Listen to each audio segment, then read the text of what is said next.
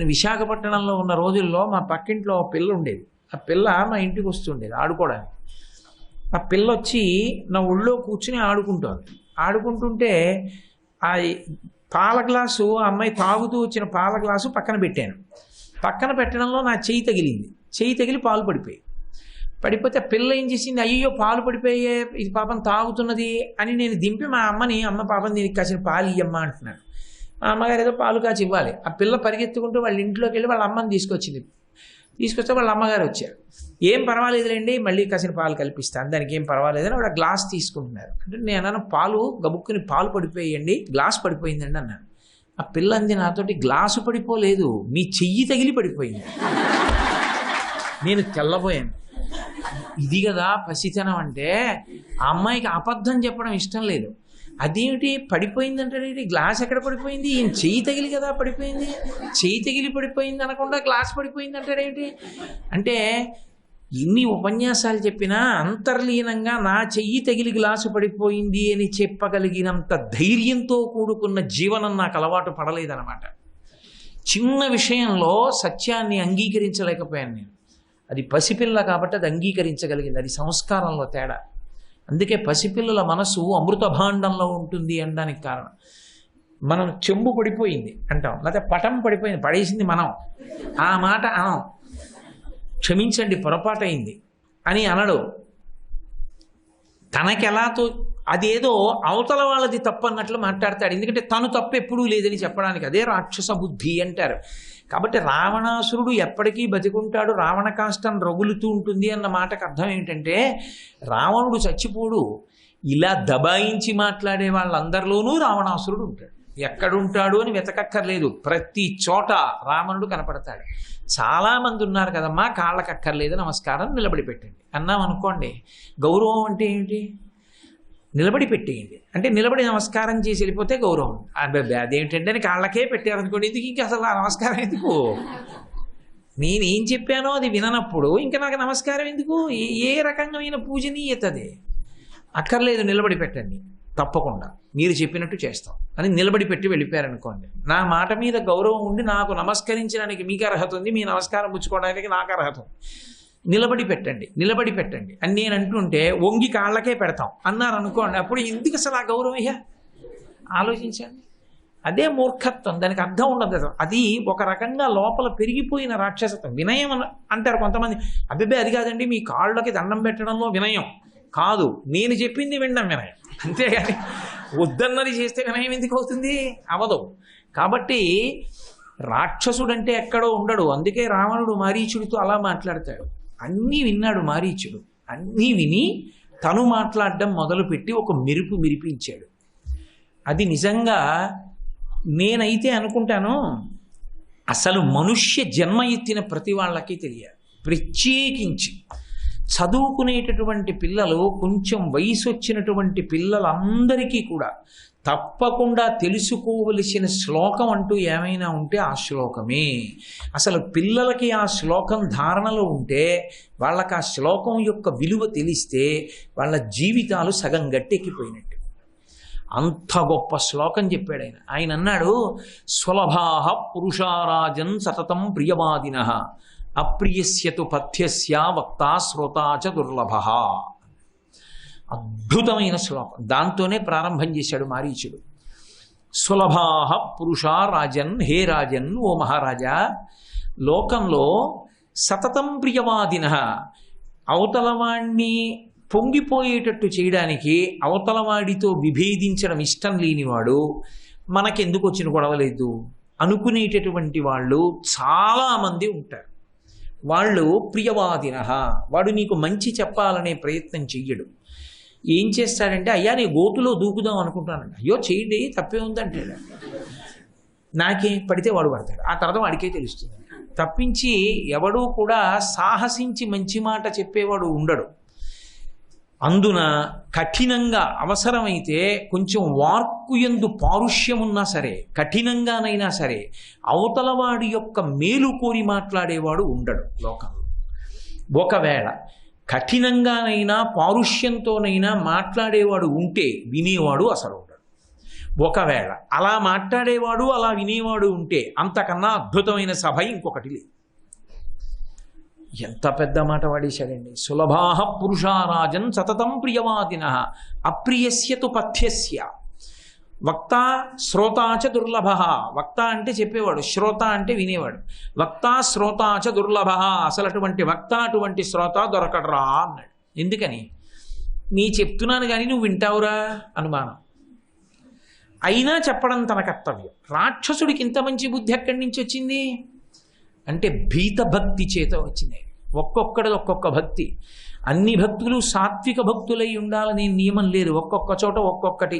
భాగవతంలో నారద మహర్షి ధర్మరాజు గారితో మాట్లాడుతూ అంటాడు, కామోత్కంఠత గోపికల్ భయమునన్ కంసుండు వైరక్రియా సామగ్రించి శుపాల ముఖ్య నృపతుల్ సంబంధులై విష్ణులున్ ప్రేమన్ మీరలు భక్తి మేము ఇది చక్రింగంటి మెట్లైన యుద్ధానధ్యాన గరిష్ఠులైన హరిచందన్ వచ్చు ధత్రీశ్వర అంటాడు.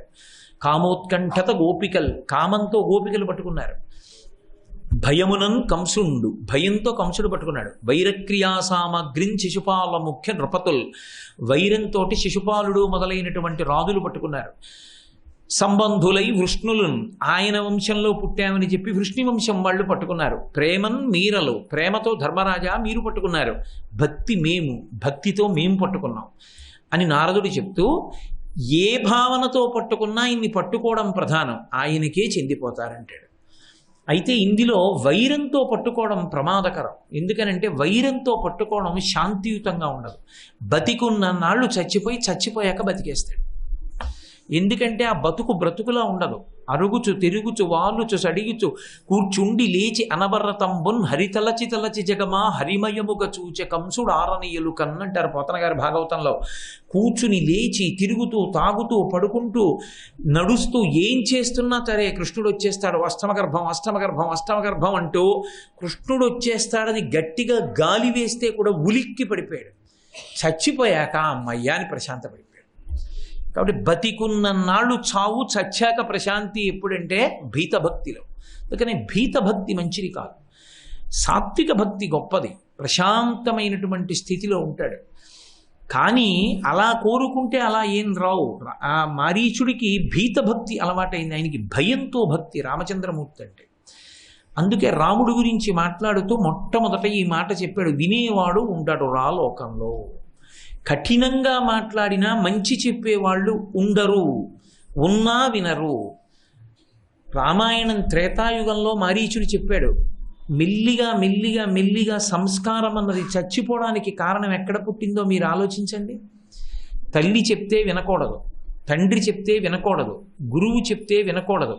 హాస్యం ఆడడానికి ఎంత చౌకబారుతనంగానైనా చూపించడానికి తప్పు వాళ్ళని చూపించకూడదనేటటువంటి మినహాయింపు ఎవ్వరికీ లేదు. తల్లి హాస్యానికి వస్తువు, తండ్రి హాస్యానికి వస్తువు, గురువు హాస్యానికి వస్తువు, పౌరాణిక వాంగ్మయం హాస్యానికి వస్తువు. కృష్ణ భగవానుడు, వాడి గురించి ఒక్క శ్లోకం ఒక్క పద్యం రాదు, ఆయన గురించి ఒక్క విషయం తెలియదు. కానీ ఏదో 16,000 మందితో తిరిగాడు కాబట్టి ఆయన ఏదో వ్యభిచారం చేసినట్టు ఆయన గురించి మాట్లాడటం. రాముడు, ఆయన ధర్మం గురించి ఒక్క శ్లోకం తెలియదు, రాముడి గురించి ఒక్క మాట తెలియదు, కానీ భార్యని అనుమానించిన వాడిగా ఆయన గురించి మాట్లాడటం. సంస్కార రాహిత్యం అంతా ఎక్కడి నుంచి వస్తుందంటే వినకపోవడంలోంచే వస్తుంది. వినకపోవడంలోంచి వచ్చి తనకి తెలుసున్నదే సర్వం అనుకుని అలా మాట్లాడుతూ ఉండడం. ఆ మాటలు ఎక్కువైపోయి అవి ఎవరు వింటుంటారో వాళ్ళందరి యందు అదే కుసంస్కారం బయలుదేరి. రామాయణం ఒక పుస్తకం చదివిన వాడు ఉంటే కదా, రామాయణం పుస్తకం అసలు చదివితే అబ్బా ఏమి రామాయణం రా అంటాడు. అసలు రామాయణం చదవడానికి అవకాశం ఏది? రామాయణం చదవాలనిపించాలంటే రామాయణంలో ఉన్న అద్భుతమైన శ్లోకాలు ఒక 6 ఏ పిల్లవాడి పాఠ్యపుస్తకంలోనైనా ఉంటే ఇంత గొప్ప శ్లోకాలు రాయివని ఉపాధ్యాయుడు చెప్తే ఏ పిల్లవాడికైనా మనం రామాయణం చదువుదామన్న కుతూహలం కలుగుతుంది. రామాయణం శ్లోకాలు చెప్పకూడదు, భాగవతంలో పద్యాలు చెప్పకూడదు, లేకపోతే భారతంలోంచి విదురునీతిలో మంచి మంచి పద్యాలు చెప్పకూడదు, లాల్ బహదూర్ శాస్త్రి గారి గురించి పాఠ్యభాగంలో ఉండకూడదు. ఎలా వస్తుంది సంస్కారం రమ్మంటే? ఎక్కడి నుంచి వస్తుంది? ఏవి వినకూడదో అవన్నీ వినపడేటట్టు చెప్పడం. పైగా ఒక్కసారి నేను ఏదైనా అనుకుంటే నేను ఎవడి చెప్పినా విన్నన్నది పెద్ద నినాదం కింద ప్రచారం అవ్వడం. త్రేతాయుగంలో మారీచుడు రావణ పతనాన్ని ఊహించి మొట్టమొదట చెప్పాడు. నీ పతనం అంతా ఎక్కడుందో తెలుసా? నువ్వు ఎంత తపస్సు చేసావో పక్కన పెట్టేయి, నువ్వు ఎంత గొప్పవాడివి పక్కన పెట్టేయి, నీకు ఎన్ని తలకాయలు ఉన్నాయి పక్కన పెట్టేయి, 10 తలకాయలు 20 చెవులు ఉన్నాయి, కానీ ఆ తలకాయలు తెగిపోవడానికి పనికొస్తాయి. ఎందువల్లో తెలుసా? వినడానికి ఆ 20 చెవులు పనికిరావు. నువ్వు వినవు, ఒకరి మాట వినవు, కాబట్టి తెగిపోతాయి ఆ తలలు. కాబట్టి రావణ, వినయ అలవాటు లేని చోట అసలు అభ్యున్నతి ఉండదు. ఎక్కడ కఠినంగానైనా సరే చెప్పేవాడు ఉంటాడో, కఠినంగా చెప్పినా సరే అవతలవాడి ఆర్తి విని అర్థం చేసుకోగలిగిన శ్రోత ఉంటాడో అక్కడ అభ్యున్నతి ఉన్నది. తండ్రి అన్ని వేళలా లాలిత్యంగా మాట్లాడతాడా? అభ్యున్నతిని కోరేవాడు కాబట్టి ఒక్కొక్కసారి వేలిలా చూపించి మాట్లాడతాడు. అలా మాట్లాడాడు తండ్రి అని తండ్రికి వ్యతిరేకంగా నువ్వు పనిచేస్తే తండ్రికి పోయేది ఉంటుందా? ఏం ఉండదు. తల్లి కఠినంగా మాట్లాడుతుంది ఒకప్పుడు. తల్లి కఠినంగా మాట్లాడితే ఆమెకి ఏమైనా పోతుందా? ఆమెకి ఎంత బాధ లోపల ఉంటే మాట్లాడుతుంది. అసలు ఎంత కష్టపడి పెంచి పెద్ద చేయనివ్వండి, తన ప్రాణం పోయినా సరే తన బిడ్డడి గురించి వ్యతిరేకమైనటువంటి కోణంలో మాట్లాడదు. నా దగ్గరికి ఒక ఆవిడ వస్తుండేవారు కాకినాడలో. ఒకసారి నేను హాస్పిటల్కి వెళ్తే ఒక పని మీద ఏదో డాక్టర్ గారి దగ్గరికి వెళ్ళి లోపలికి వెళ్ళి మాట్లాడుతున్నప్పుడు ఇంకొక ఆయన కూడా నాతో వచ్చి పక్కన కూర్చొని మాట్లాడి బయటకు వస్తున్నాడు, నేను బయటకు వస్తున్నాను. ఆయన వెళ్ళిపోయిన తర్వాత నాకు తెలిసిన ఆవిడ పక్కనున్న ఆడదంది, ఏమమ్మా ఇంత జ్వరంతో ఉన్నావు, నిన్ను మేము తీసుకొచ్చాం, నీ కొడుకు కారులో వచ్చాడు, డాక్టర్ గారు తెలిసి లోపలికి వెళ్ళిపోయాడు, మాట్లాడాడు, వెళ్ళిపోయాడు, నిన్ను చూశాడు, ఒక్క కొడుకు అంత కష్టపడి పెంచావు, తండ్రి లేడు, అమ్మా జ్వరమా అమ్మా నీకు, దుప్పటి కప్పుకుని మూలుగుతున్నామని తీసుకెళ్ళలేదు, అలాంటి కొడుకు ఉంటే ఎంత ఊడిపోతే ఎంతమ్మా అని. ఆవిడ తలొంచుకుని ఉనికిపోతున్న ఆవిడ అంది ఆ పక్క ఆవిడతోటి, అంత మాట అనకండమ్మా, నన్ను చూడకపోయినా వాడు 10 కాలాలు బతకాలి, ఊడిపోయినా పర్వాలేదు అనకండమ్మా అని. అది అమ్మ అంటే. అటువంటి అమ్మ కఠినంగా మాట్లాడితే ఎవరి కోసం మాట్లాడుతుంది? బిడ్డలు వృద్ధిలోకి రావాలని మాట్లాడుతుంది. వృద్ధిలోకి వచ్చిన తర్వాత తనేమైనా కట్టుకోవాలా చుట్టుకోవాలా ఏం కోరుకుంటుంది? అటువంటి తల్లి కఠినంగా మాట్లాడితే తల్లిని వ్యతిరేకించడం, తండ్రిని వ్యతిరేకించడం, గురువుని వ్యతిరేకించడం, ఎక్కడి నుంచి అభ్యున్నతి రమ్మంటే వస్తుంది? వినడం అనేటటువంటిది, అవతల వారి మాటకి మర్యాద ఇవ్వడం అన్నది చేత కానప్పుడు సంస్కారం ఎక్కడ నిలబడుతుంది? ఎందుకు నిలబడుతుంది? నిలబడమంటే. అందుకే రాముడి గురించి చెప్తూ సీతమ్మ తల్లి అంటుంది అరణ్యకాండలో ఒక చోట అద్భుతమైన మాట ఒకటి చెప్తుంది. ఆ రాముడికి అనృతం నహి రామస్య కదాచిదపి సమ్మతం విశేషేనాశ్రమస్తస్య సమీపే స్త్రీజనస్య చ అంటున్నాడు. ఏమి శ్లోకం రా అనిపిస్తుంది నిజంగా. రాముడికి అస్సలు ఇష్టం ఉండనిది ఏదంటే అబద్ధం. అస్సలు ఇష్టపడ్డ అబద్ధాన్ని. ఏమవుతుంది? తప్పు జరిగింది చెప్పి క్షమార్పణ అడుగుతానంటే అంతే తప్ప అబద్ధం ఆడి నేను చేసిన పనిని సమర్థించనంటాడు. అనృతం నహి రామస్య కదాచిదపి సమ్మతం విశేషేనాశ్రమస్తస్య సమీపే స్త్రీజనస్య చ. రాముడు ఎక్కువ మాట్లాడని ప్రదేశాలు 2 చెప్పింది ఆవిడ. ఆశ్రమానికి వెడితే మాట్లాడడం. ఎందుకు మాట్లాడంటే అక్కడ ఋషులు గురువులు ఉన్నారు, వాళ్ళ దగ్గర వినాలి తప్ప వాళ్ళ దగ్గర మనం మాట్లాడడం కాదు. వాళ్ళు మాట్లాడితే జీవితాలు మారుతాయి, అందుకనే అక్కడ మాట్లాడడం. 2 సమీపే స్త్రీజనస్య చ. పురుషుడికి సహజమైన బలహీనత 10 మంది ఆడవాళ్ళ మధ్యలో కూర్చుంటే తాను చాలా గొప్పవాడిని అనుకోవాలని. వాళ్ళు ఏమంత అమాయకులేం కారు, ఎవడెవడో వాళ్ళకి తెలియదు ఏమిటి. అనవసరపు విషయాలు అనేకం మాట్లాడతాడు. అందుకే రాముడు సమీపే స్త్రీజనస్య చ. ఆడవాళ్ళు ఉన్నప్పుడు ఎక్కువ మాట్లాడతాడు, ప్రయత్నపూర్వకంగా తక్కువ మాట్లాడతాడు. ఆయన నా భర్త, అది నా భర్త వైభవం అని చెప్పింది ఆవిడ. కాబట్టి ఎక్కడ మౌనంగా ఉండాలి, ఎక్కడ ఎక్కువ వినాలి, ఎక్కడ మనం మాట్లాడాలి తెలిసి ఉండాలి. లేకపోతే జీవితంలో అభ్యున్నతి రమ్మంటే ఎక్కడి నుంచి వస్తుంది? అందుకని మారీచుడు అంటాడు, సులభాః పురుషారాజన్ సతతం ప్రియమాదినః అప్రియస్యతు పథ్యస్య వక్తా శ్రోతా చ దుర్లభః అంటూ ఆయన కొన్ని మాటలు చెప్పాడు. రావణ ప్రవృత్తి బయటికి వచ్చింది అందులో. ఆయన వెంటనే అన్నాడు, ఈ బుద్ధి నీకే పుట్టిందా, నీకెవరైనా చెప్పారా? నీ చారులు సరిగ్గా పనిచేస్తున్నారా? గూఢచారుల మాట నువ్వు వింటలేదా? గూఢచారుల మాటలు నువ్వు వినడం నిజమైతే, గూఢచారుల మీద నీకు అదుపు ఉండి ఉంటే నువ్వు ఈ మాట చెప్పి ఉండకూడదు. ఒక రాజు యొక్క చెవులు కళ్ళు గూఢచారులు. నీ గూఢచారులు సరిగా నడిచి ఉండి ఉంటే, ఉద్యోగం చేస్తే రాముడు అరణ్యానికి ఇందుకు వచ్చాడని నువ్వు చెప్పింది తప్పు. రాముడెవరో తెలుసా? రామో విగ్రహవాన్ ధర్మ సాధు సత్యపరాక్రమ రాజా సర్వస్య లోకస్య దేవానాం అఘవానివ. ఆ శ్లోకమే శ్రీరామాయణం అంతట్లోనూ రామచంద్రమూర్తికి పట్టాభిషేకం చేసింది ధర్మమూర్తిగా. అది చెప్పింది ఒక రాక్షసుడు చెప్పాడు. రామో విగ్రహవాన్ ధర్మ. రాముడంటే ఎవరో తెలుసా? శరీరంగా కదులుతున్నటువంటి ధర్మం, రాశీభూతమైనటువంటి ధర్మమే రాముడు. ధర్మాన్ని పాడు చేద్దాం అనుకుంటే ఏమవుతాడు? యువతల వాడు పాడైపోతాడు. రాముణ్ణి పాడు చేస్తానంటావేంటి? రాముడిని గెలుస్తానంటావేంటి? రాముడి మీద పగ తీర్చుకుంటానంటావేంటి? రాముడి జోలికెడితే ధర్మం జోలికి వెళ్ళడం. రామో విగ్రహవాన్ ధర్మ సాధు. రాముడు మహాత్ముడు. ఆయన దగ్గర ఏ విధమైనటువంటి దుర్గుణములు ఉన్నవాడు కాదు. సత్యపరాక్రమ. రాముడి పరాక్రమం ఏమిటో తెలుసా? సత్యమే ఆయన పరాక్రమం. సత్యమం అంటే త్రికరణ శుద్ధి ఉన్నవాడు. నోటితో ఏది మాట్లాడతాడో మనసులో అదే సంకల్పం చేస్తాడు. ఏది సంకల్పం చేశాడో అది మాట్లాడతాడు, ఏది మాట్లాడాడో అదే చేస్తాడు. రామో దీర్ణాభిభాషతే అని చెప్పుకున్నాడు. అమ్మా నాకు 2 మాటలు తెలియవన్నాడు. నేను ఏదంటానో అదే చేస్తాను. ఒక మాట అనడం, అది చేయకుండా ఇంకోటి చెయ్యడం నాకు చేత కాదమ్మా అని చెప్పాడు. అటువంటి మహానుభావుడు రామచంద్రమూర్తి. కాబట్టి సాధువు సత్యపరాక్రమ రాజా సర్వస్య లోకస్య. ఇప్పుడు కొత్తగా రాచరికం ఒకటి ఇవ్వక్కర్లేదు రాముడికి. రాముడు తనంత తాను సహజంగా సమస్త లోకములకు ప్రభువు. రాజా సర్వస్య లోకస్య దేవానాం అఘవానివ. దేవతలకందరికీ ఇంద్రుడు ఎలా ప్రభువో, ఈ లోకములకన్నిటికీ కూడా రాముడు అలా ప్రభువు. అటువంటి రాముడి జోలికి ఎడతానంటున్నావే, అటువంటి రాముడి జోలికి వెళ్ళడమే తటస్థిస్తే లంకాపట్టణం ఉండదని తెలుసుకో. లంక అంతా కూడా బురుజులతో కాలి కింద పడిపోతుంది. రాక్షస జాతి అన్నది ఇక ఈ భూమండలం మీద ఉండదు. వితికి వితికి చంపేస్తాడు రామచంద్రమూర్తి. ఆయన పౌరుష పరాక్రమములు అటువంటివి. ఆయన నువ్వు చెప్పినట్టు అరణ్యంలోకి వచ్చింది తండ్రి దేశ బహిష్కారం విధిస్తే కాదు.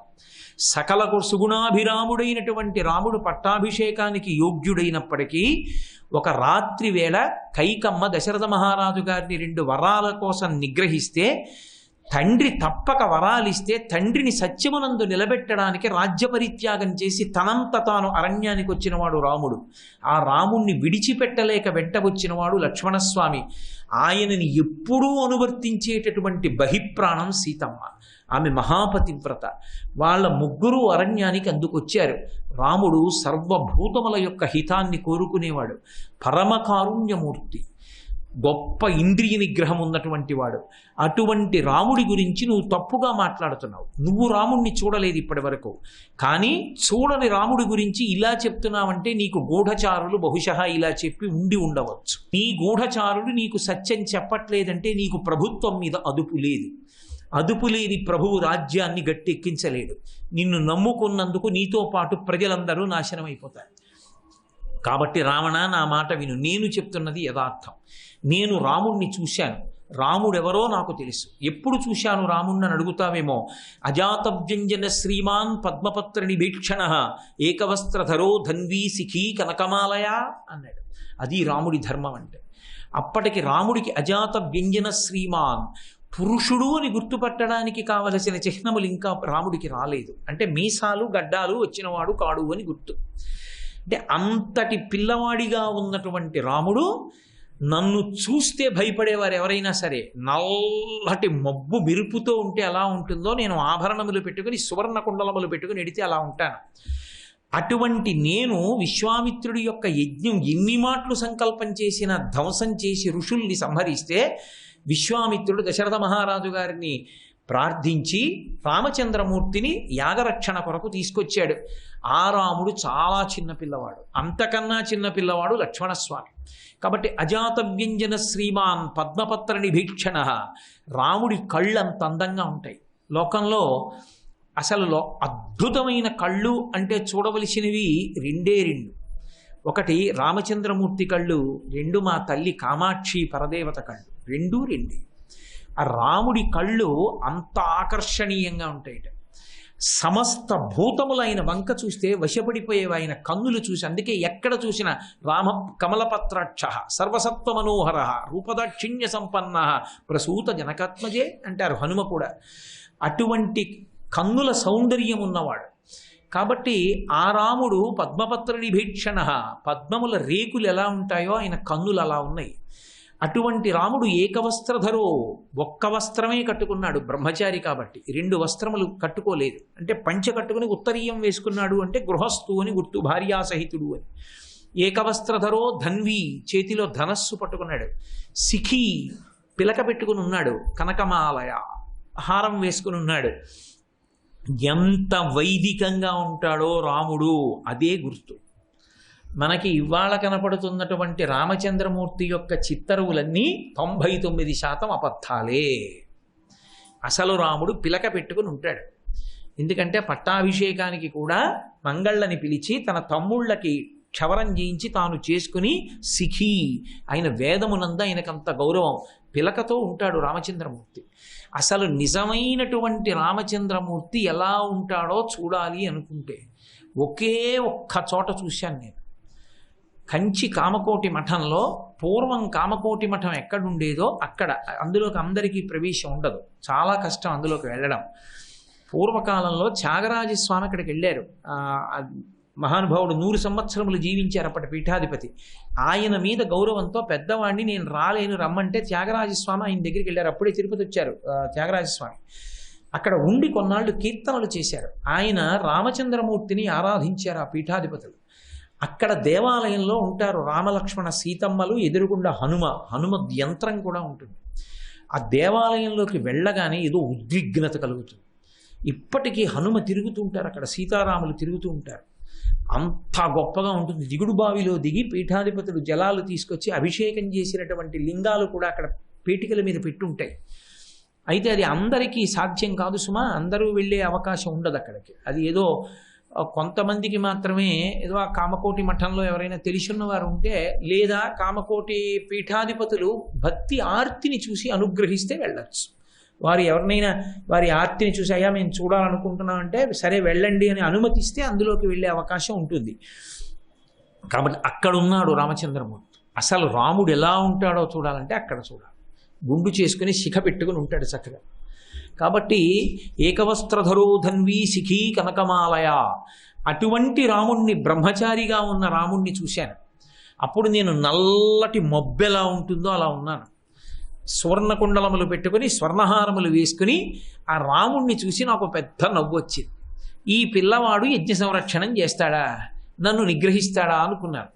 అనుకుని రామలక్ష్మణులు ఇద్దరినీ కూడా నేను నిర్జించగలను, ఓడించగలనని తొందరగా యజ్ఞం చేస్తున్నటువంటి ఆ కుండం దగ్గరికి వెళ్ళాను. రాముడు చూశాడు, అందరూ భయపడ్డారు. ఒక్క రామలక్ష్మణులు మాత్రం భయపడలేదు. భయపడకుండా అమ్ముల పొదిలోంచి వాడి బాణాన్ని ఒకదాన్ని తీసి వింటినారికి సంధించి నన్ను కొట్టాడు. అది మానవాస్త్రం. స్పృహ తప్పిపోయిన నన్ను 100 యోజనములు దాటించి సముద్రం అవతలకి తీసుకొచ్చి ఆ బాణం పారేసింది. చంపలేదు అదృష్టవశాత్తు. నేను సముద్రంలో పడిపోయి ఒళ్ళు చల్లబడి ఉండిపోయాను చాలా కాలానికి తెలివచ్చి అతి కష్టం మీద సముద్రంలోంచి బయటికి వచ్చి లంక చేరాను. ఈ పరాక్రమం రాముడిది ఎప్పుడో తెలుసా? ఇంకా అస్త్రవిద్య పూర్తిగా నేర్చుకోని బాలరాముడు అప్పుడు కొట్టిన బాణం అది. అప్పటి రాముడు అలా ఉంటే ఇప్పటి రాముడు ఎలా ఉంటాడో ఆలోచించుకో. 14,000 మంది కరదూషణాదుల్ని రాముడు ఒక్కడే నిష్కారణంగా చంపాడని నువ్వు చెప్తున్నావు. పచ్చి అబద్ధం. శూర్పణక వ్యామోహంతో రామలక్ష్మణుల దగ్గరికి వెళ్ళి కరదూషణుల్ని రెచ్చగొడితే, వీళ్ళు యుద్ధానికి ఎడితే తనని తాను రక్షించుకోవడానికి రాముడు 14,000 మందిని తెగటార్చాడు. అది తెలుసుకున్న తర్వాతైనా నువ్వు మనసు మార్చుకోవాలి. ఇప్పుడు నువ్వు రాముడి జోలికి వెళ్ళడం కాదు, తిన్నగా సీతమ్మ జోలికే వెడతానంటున్నావు. రాముడి జోలికి వెళ్ళడం కన్నా సీతమ్మ జోలికి వెళ్ళడం పరమ ప్రమాదకరం. ఎందుకో తెలుసా? అప్రమేయం హి తత్తేజో యస్యసా జనకాత్మజ నత్వం సమర్థతాం హర్తుం రామచాపాశ్రయేవనే. రామచంద్రమూర్తి యొక్క బహిప్రాణమే సీతమ్మ. ప్రాణేభ్యోపి ప్రియతర సీత భార్య నిత్యమనువ్రత అన్నాడు మారీచుడు. అసలు ఏమి చెప్పాడండి సీతారాముల గురించి? ఒక రాక్షసుడు ఇంత గొప్పగా చెప్పడమా అనిపిస్తుంది మనకి. ఏమనుకుంటున్నావు సీతమ్మ అంటే? ప్రాణీభ్యోపి ప్రియతరా, రాముడి ప్రాణాల కన్నా కూడా రాముడికి ఇష్టమైందంటూ ఈ ప్రపంచంలో ఏదైనా ఉంటే సీతమ్మ ఒక్కతే. ఎందుకు సీతమ్మ అంటే రాముడికి అంత ఇష్టమో తెలుసా? భార్య నిత్యమనువ్రత, ఆమె మహాపతివ్రత, రాముణ్ణి అనువర్తిస్తుంది. రాముడు తప్ప ఆవిడికి ఈ లోకంలో ఏమీ అక్కర్లేదు. అంతటి మహాపతివ్రత జోలికి ఎడతానంటున్నావు, అగ్నిహోత్రంతో చెలగాటం ఆడుతున్నావు రావణ. అప్రమేయం హి తత్తేజో యస్య సా జనకత్మజ, నత్వం సమర్థతాం హర్తుం రామచాపాశ్రయే వనే. రాముడు ఇలా కోదండం పట్టుకుని ఉండేది ఎందుకో తెలుసా? సీతమ్మ జోలికొస్తారేమోనని. అరణ్యంలో ఆమె రాముని చేతి కోదండము చేత రక్షింపబడుతూ ఉంటుంది. అటువంటి తల్లి జోలికి వెళ్ళావో సర్వనాశనమైపోతుంది లంక. కాబట్టి నా మాట విను, వెళ్ళకు సీతమ్మ జోలికి, సర్వనాశనం అయిపోతావు. నరసింహుడు ఆయన తేజస్సు కానీ బయటికి వచ్చిందా? బాణం సంధించాడా రావణ? నువ్వు కాదు, ఈ లోకాలలో ఉన్న రాక్షసులందరూ వచ్చి నిలబడినా నిగ్రహించలేరు. నా మాట విని ఈ ప్రయత్నాన్ని విరమించుకో. ఎన్ని వేల మంది భార్యలు ఉన్నారా రావణ? నీకు ఇంతమంది భార్యలుండి కావలసినట్టు ఆడుకుంటున్నారు, సంఘాలుగా ఏర్పడ్డారు, క్రీడిస్తున్నారు, సంతోషంగా కాలం గడిపేస్తున్నారు. ఏదో లంకాపట్టణం అంతా రాక్షసులు ఎలా బతికారని ఎవరూ పట్టించుకోవట్లేదు. ఏదో మీ ఇష్టం వచ్చినట్టు మీరు బతుకుతున్నారు, మనం బతుకుతున్నాం. కళత్రాణి చ సౌమ్యాని మిత్రవర్గం స్తథైవ చ యదీచ్ఛసి చిరం భోక్తం మాకృధారామ విప్రియం. అద్భుతమైన మాటలు చెప్పేశాడు. కళత్రాణి చ సౌమ్యాని మిత్రవర్గం స్తథైవ చ. నీకు ఉన్న కొన్ని వేల మంది భార్యలతో క్రీడిస్తూ కాంచనలంకా పట్టణంలో ఉంటూ సమస్త భోగభాగ్యములు అనుభవిస్తూ పుష్పక విమానం ఎక్కి తిరుగుతూ రాక్షసులందరితో ఉల్లాసంగా అలాగే మీరు సంతోషంగా మనం గడిపేయాలంటే ఒక్క పని మాత్రం చెయ్యకు. మాకృధా రామ విప్రియం, రాముడి జోలికి మాత్రం వెళ్ళకు. శ్రీ ఉమామహేశ్వర పరబ్రహ్మార్పణమస్తు.